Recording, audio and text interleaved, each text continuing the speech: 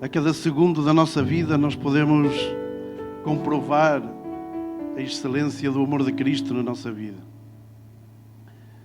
E não tem coisa mais maravilhosa para um ser humano que a cada segundo, cada palpitar do seu coração, ele pode experimentar essa proteção e esse amor que Deus tem com as nossas vidas. Amém? Nós estamos servindo ao Senhor em Brasil. O Brasil é um país de 198 milhões de habitantes, é um país gigantesco e está passando por uma das suas maiores crises. Historicamente é uma crise sem precedente, não?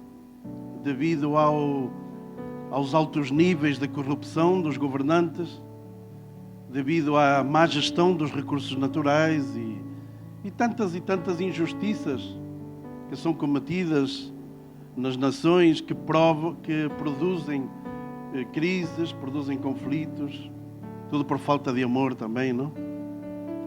E a Igreja de Brasil também está passando por uma crise. A Igreja de Brasil passa por uma crise profunda também. Ela é uma igreja que ela está crescendo para os lados, ela aumenta para os lados, mas ela não cresce para baixo. Ela não cresce em profundidade, ela cresce só para os lados. Então aumenta cada vez mais o número de adeptos, de rituais religiosos, aumenta cada vez mais o número de pessoas que vão às igrejas, mas os corações continuam vazios, porque em algum momento a igreja decidiu vender entretenimento e descuidar a palavra do Senhor. O que faz com que uma igreja cresça em profundidade, cresça para baixo, é fundar, afirmar na palavra de Deus. E quando tu descuidas a palavra de Deus, que é a palavra que salva, que liberta, é a palavra que cura, é a palavra que pode transformar a vida de um jovem, o Espírito Santo, através da palavra, faz de cada um de nós novas criaturas em Cristo Jesus. E quando nós descuidamos a palavra e começamos a criar entretenimento dentro das salas de culto, nós estamos criando crentes superficiais, imaduros, que não têm raízes, não estão fundamentados na palavra de Deus. Os púlpitos, eles se substituíram por bolas de cristal dentro das salas de reuniões. O púlpito passou a um segundo plano, com a desculpa de dizer que é para atrair jovens, imitando e copiando as atividades mundanas, as atividades seculares, trazendo-las para a igreja, e assim dizendo que é uma forma de atrair os jovens, mas em realidade é uma estratégia do inimigo para manter a juventude vazia, carente de conhecimento, carente da palavra de Deus. Então o mais importante de tudo é a palavra do Senhor, amém? Porque não existe nenhum poder criado maior que a palavra. A palavra de Deus, tu conheces algum poder mais forte que a palavra? A palavra tem um poder infalível, ela é poderosa, não existe outro poder maior que a palavra de Deus. E nós temos que confiar e viver debaixo dessa palavra. Nós temos que crer no poder que tem a palavra de Deus para as nossas vidas. E não somente colocar-nos debaixo da ciência ou debaixo de outras ideologias ou filosofias, porque nenhuma delas é comparável ao poder que tem a palavra do Senhor na nossa vida. Então eu quero animar a Igreja de Lisboa, a Igreja Corpo de Messias, para que ela continue reverenciando a palavra, colocando a palavra em primeiro lugar, estudando a palavra, vivendo debaixo de graça e debaixo da palavra, que é a máxima autoridade que existe nas nossas vidas. Amém? Eu escolhi para compartilhar com vocês um texto que está em Gênesis, no capítulo 31.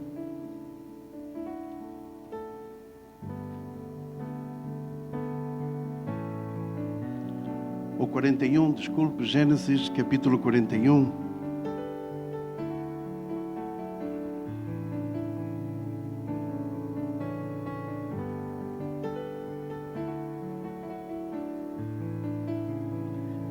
E vamos a ler desde o versículo 50. Eu escolhi a vida de José. José que, como vocês sabem, é um dos personagens bíblicos que mais semelhanças tem com Jesus. José, em realidade, na Bíblia, ele é uma tipologia, um tipo de Cristo no Antigo Testamento. Quando tu olhas para a vida de José e comparas e olhas para a vida de Jesus, tu vais encontrar muitas similitudes, muitas coisas semelhantes, não? Por exemplo, José, ele foi odiado pelos seus irmãos. José foi vendido por preço de escravo aos midianitas. Jesus também foi vendido. Jesus também era odiado pelos seus irmãos. José foi levado para o Egito. Jesus também foi levado para o Egito. José foi acusado falsamente por crime que não cometeu. Jesus também, inocentado, foi levado à cruz por um crime que ele não cometeu, inocente. José teve a graça de Deus para perdoar aos ofensores, àqueles que o prejudicaram, aos próprios irmãos que o venderam. E Jesus também, nas suas últimas palavras, perdoa a todos aqueles que o ofenderam, a todos aqueles que inocentemente o crucificavam, sem saber aquilo que estavam fazendo. E José foi instrumento de Deus também para salvar a toda uma nação.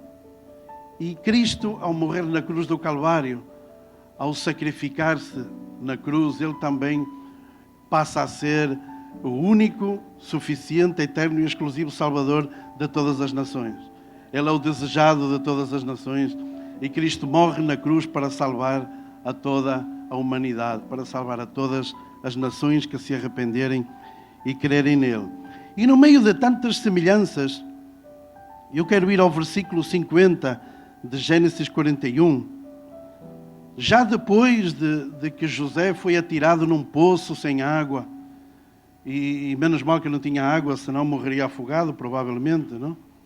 Já depois de que José, ainda no poço, ele é vendido aos midianitas, é vendido como um escravo pelos seus próprios irmãos que o odiavam, que não suportavam a ideia de que ele era um dos filhos preferidos de papá, de que não suportavam a ideia de que ele teve um sonho, onde nesse sonho que ele teve, ele via os seus irmãos de alguma forma dobrados diante dele, inclinados diante dele, e para os irmãos isso era arrogância, era prepotência.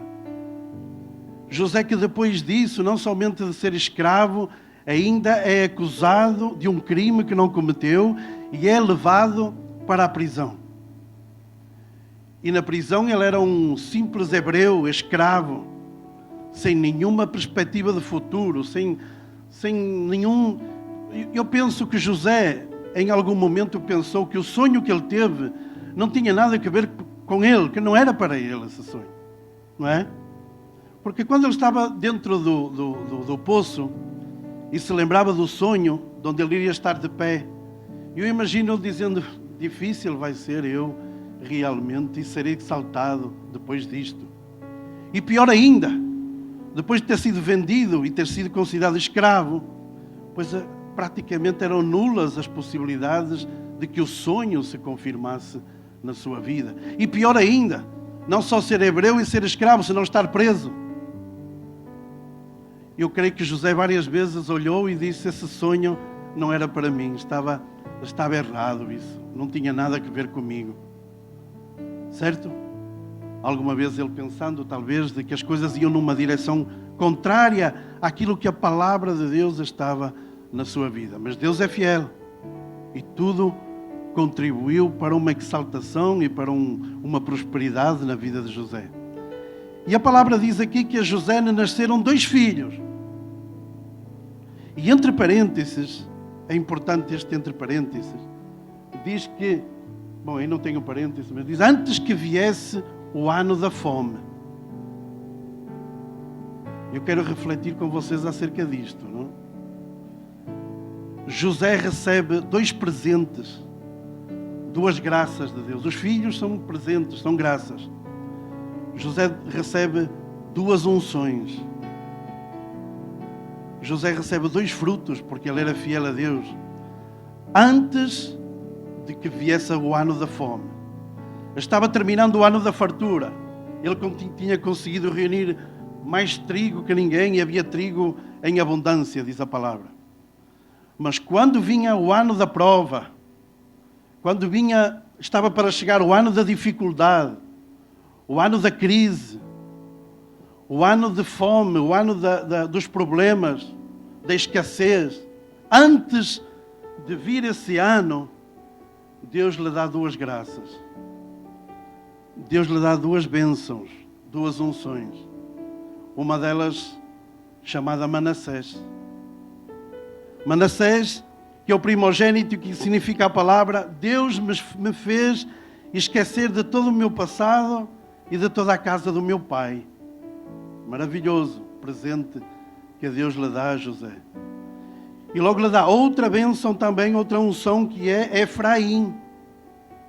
Efraim, que significa que Deus me fez prosperar de onde ninguém mais prosperou.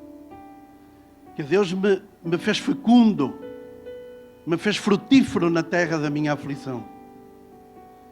E o que Deus estava fazendo era preparando a vida de José para convertê-lo num instrumento de salvação de toda uma nação. O que Deus estava fazendo era preparar José para o ministério. Era preparar José para governar. José que, como sabeis, depois do rei era o administrador, era aquele que governava o Egito. E Deus quer que tu e eu sejamos instrumentos de salvação para esta humanidade. Deus quer preparar-te e Deus quer usar-te como nunca antes.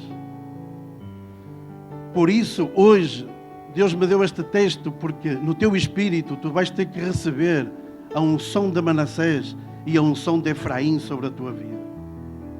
E nós poderíamos sair daqui com esses 2 nomes, com essas 2 unções, que nos transformaria em instrumentos de salvação para toda a humanidade, em que nos daria uma capacidade, uma unção para poder fazer a obra do Senhor como Ele quer que nós façamos. Deus conhecia o coração de José, e em primeiro lugar ele falou de Manassés, lhe deu essa bênção de ele esquecer o passado, porque Deus sabia que José, no fundo do seu coração, haveria muitas mágoas, haveria ainda muitas coisas do passado enquanto à família. Ele foi traído pelos seus irmãos, maltratado, ele foi odiado por eles. Provavelmente isso criou nele algumas raízes de amargura. Provavelmente criou nele algumas mágoas, algumas feridas. E Deus não ia poder usá-lo com essas mágoas. Deus primeiro queria limpar o seu coração. Por isso lhe deu Manassés. Manassés, que significa Deus me fez esquecer o passado da minha vida.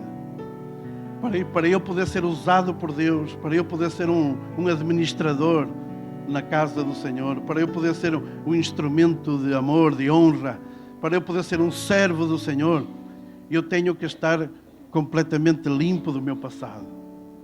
Quantos dizem amém?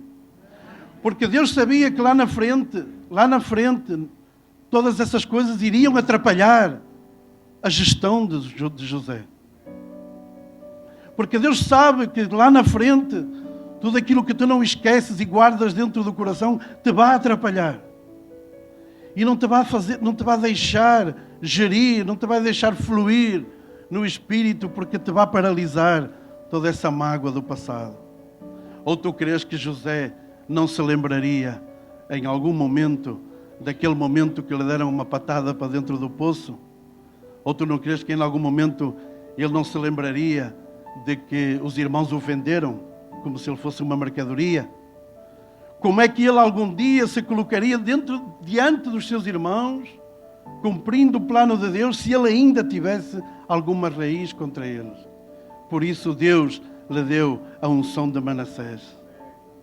E a unção de Manassés não é uma amnésia, como alguns pregadores dizem, não? Esquecer o passado como algo... Pum! O cara esqueceu tudo. De repente, de um momento para o outro, esquece tudo. Não existe isso. Agora em Brasil existe uma moda assim de produzir uma amnésia naqueles que são dependentes químicos. Uma palhaçada, de certo, não? Alguns pastores chamam os jovens para os púlpitos, lhes mostram droga a eles. A campanha se chama A Última Pedra. Já ouviram falar, não? A Última Pedra. Eles mostram droga, eles olham para a droga e o pastor lhe pergunta, tudo ensaiado, não? Lhe pergunta, isso o que é? Ele é crack, é cocaína. E ele, está tudo bem. E o pastor põe a mão sobre ele, e de repente ele diz, isto o que é? E ele, não sei. Não sei o que é isso, o que é isso? Esqueci o que era isso. Mentiroso. Vais a esquecer a pedra? O que tens é que ser liberto e perder a vontade de usar a pedra, não é? Então a amnésia espiritual não existe. Quando fala em Manassés não é dizer esqueci que eu era heroinome, esqueci tudo. Olha, eu lembro-me de ver-te lá no Aleixo e no Tarrafal. Eu? Não era eu.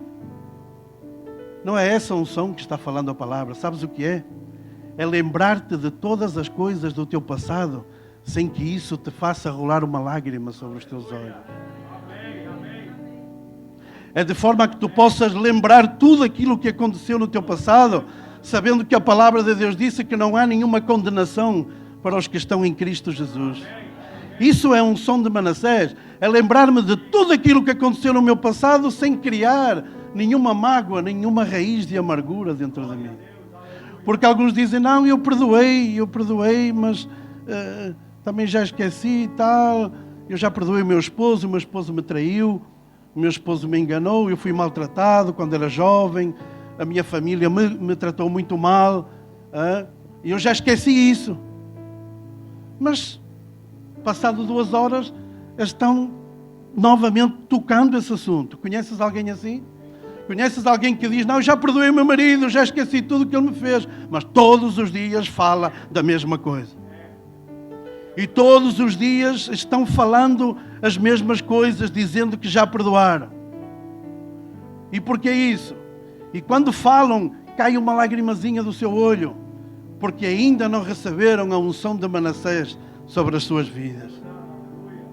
Porque quando tu tenhas essa graça de Deus sobre ti, tu te vais lembrar e simplesmente, normal, sabes que a Bíblia te garante o teu perdão, e não só o teu perdão, garante justificação, porque somos justificados diante de Deus. Declarados inocentes significa justificar. Somos declarados inocentes diante do Pai e não há condenação para aqueles que estão em Cristo Jesus. Levanta a tua mão se tu creres nisso. Que maravilha! Então recebe no teu espírito essa bênção, essa graça de Manassés, para que o passado não venha atrapalhar a tua liderança, não venha atrapalhar o teu matrimónio, a tua vida conjugal, não venha atrapalhar a tua administração, e possas realmente ser uma pessoa livre. Amém? Depois desse filho, que é o primogênito Manassés, também lhe deu outra unção mais, preparando-lo, como dissemos, para o ano da fome, antes que viesse o ano da fome, antes, preparação. E lhe deu um filho chamado Efraim. Efraim, que significa fecundo, me fez crescer na terra da minha aflição. Em outras traduções fala de prosperar de onde ninguém mais prospera. Hoje estamos em crise no Brasil e noutros países do mundo. Quando as crises se estabelecem nos países, as pessoas, os empresários e aqueles que fazem investimentos fogem dos países. Uma vez tivemos praticamente uma guerra civil em Bolívia e todos os empresários europeus deixaram de investir e fugiram do país. Era um país inseguro. com convulsão social. Era um país que não dava nenhuma garantia de investimento. No entanto, Remar aproveitou a crise para poder fazer investimentos de onde ninguém investia. No entanto, nós quando chamamos a Miguel, dizendo de que o helicóptero de Argentina vinha a buscar a todos os portugueses, que éramos 8, eu e os meus 6 filhos. Não tem ninguém mais em Bolívia. Então era a única família praticamente que havia, éramos nós. E nos queriam evacuar. Né? Claro, a minha esposa já estava dizendo, será que é a oportunidade agora de viajarmos já e sairmos desta guerra, deste conflito social? E Miguel ministrando-nos e dando-nos instruções para fazer investimentos de onde ninguém mais fazia. De aproveitar a crise para poder crescer, para poder frutificar no meio daquela aflição. E isso é tremendo, porque quando alguém te envia a algum lugar, quando alguém ou Deus, no caso, te manda para alguns lugares nunca ninguém prosperou neles, são lugares para muitos difíceis. Eu lembro-me de chegar a alguns lugares e chegar cheio querendo empreender algo, e sempre tem um irmãozinho de turno que te diz, não dá para fazer isso aqui não, hein? Aqui já tentámos isso, não deu certo.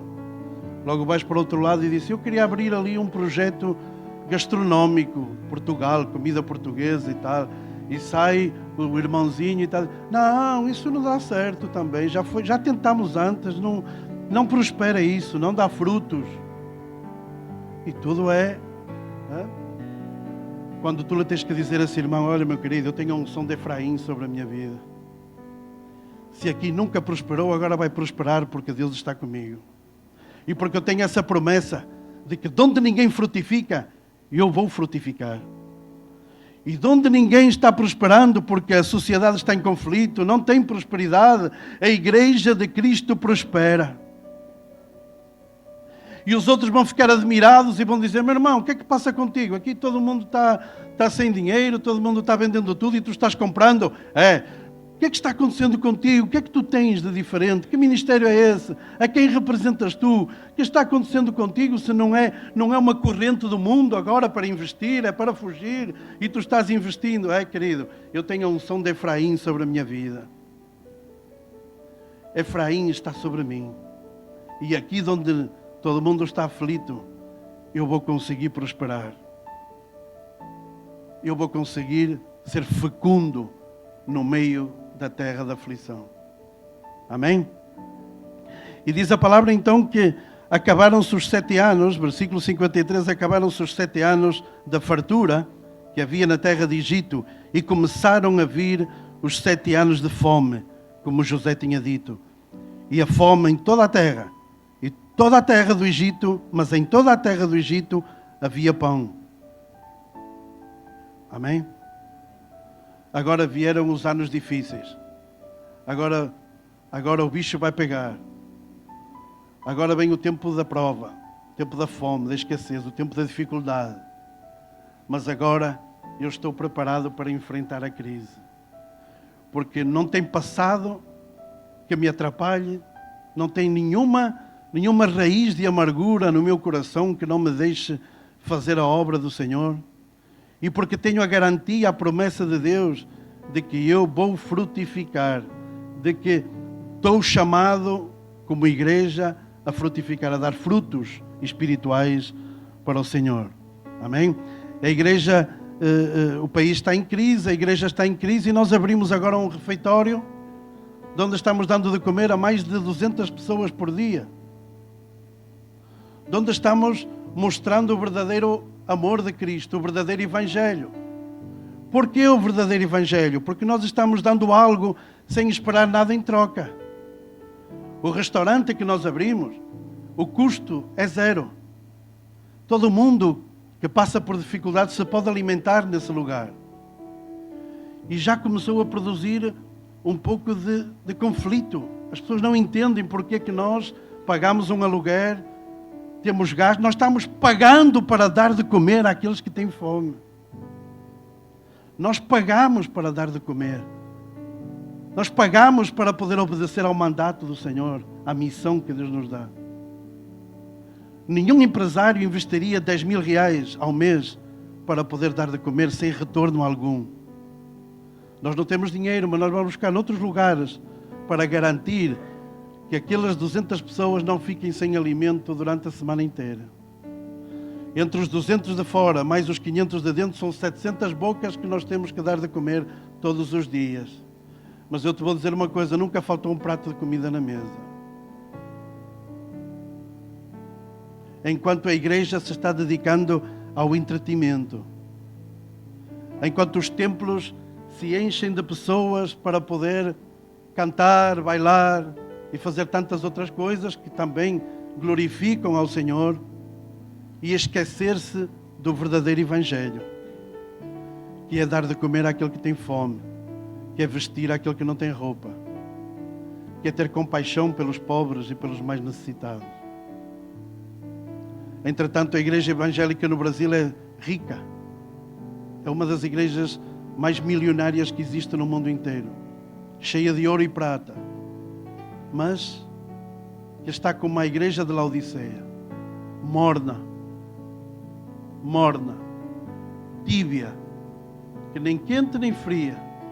Aí estão, praticando simplesmente rituais, brincando ao culto, igual que o católico vai à missa, o evangelho vai ao culto. É a mesma coisa, só muda o ambiente, digamos assim. E as mentes e os corações continuam vazios. Porquê? Porque a palavra de Deus, que para muitos é chata e aborrecida, foi colocada em segundo plano. Amém? Vamos terminar em Gênesis capítulo 48. Algo interessante também, algo profético e algo que espero que traga revelação à tua vida hoje. Vamos a ver o que aconteceu em Gênesis capítulo 48, desde o versículo 13. Diz assim a palavra: E tomou José a ambos, Efraim na mão direita e Manassés na sua mão esquerda, e fê-los chegar a ele. Mas Israel estendeu a sua mão direita e pôs sobre a cabeça de Efraim, ainda que era o menor, e a sua esquerda sobre a cabeça de Manassés, dirigindo as suas mãos avisadamente, ainda que Manassés era o primogênito.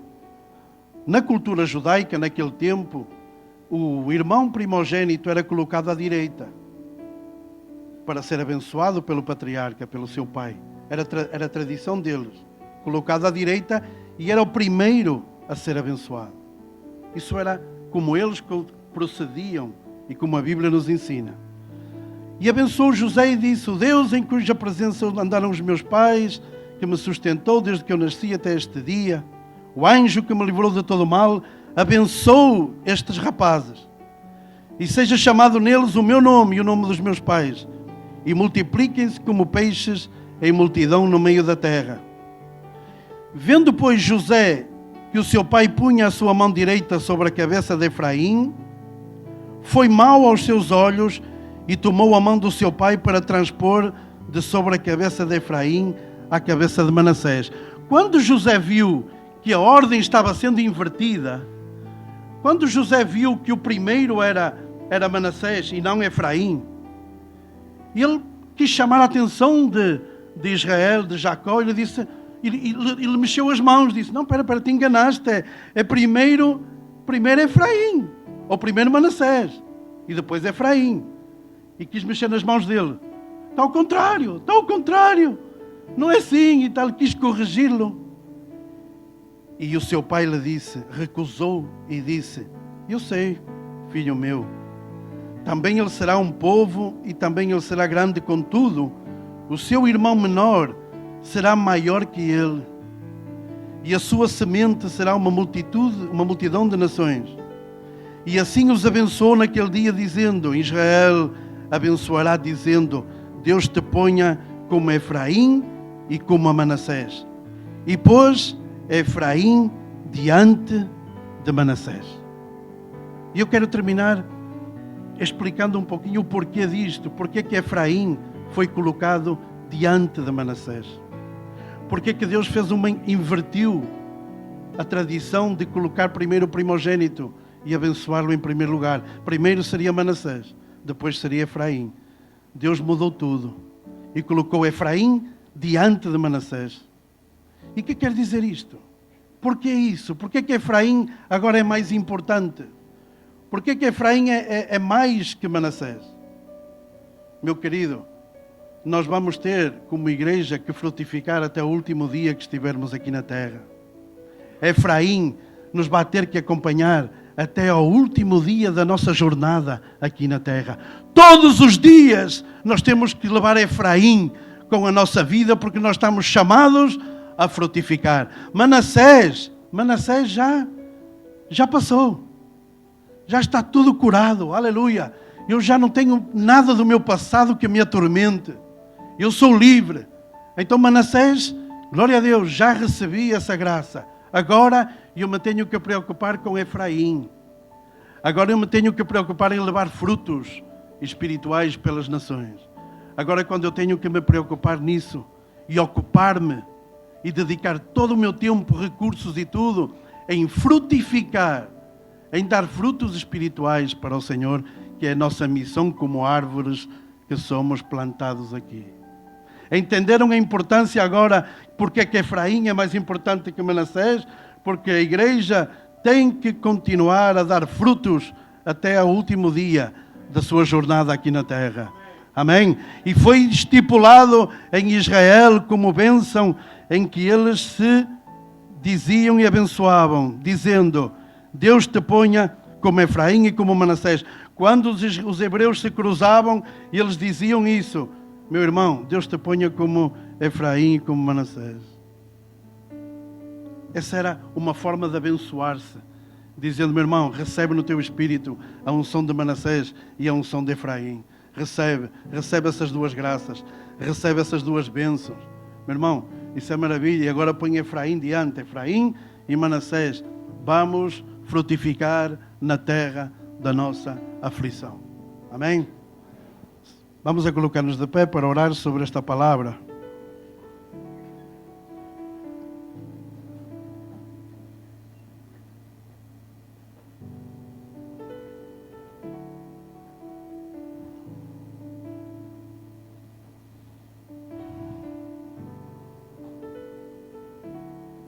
Eu me gostaria que tu recebesses hoje esses dois presentes que Deus tem para ti.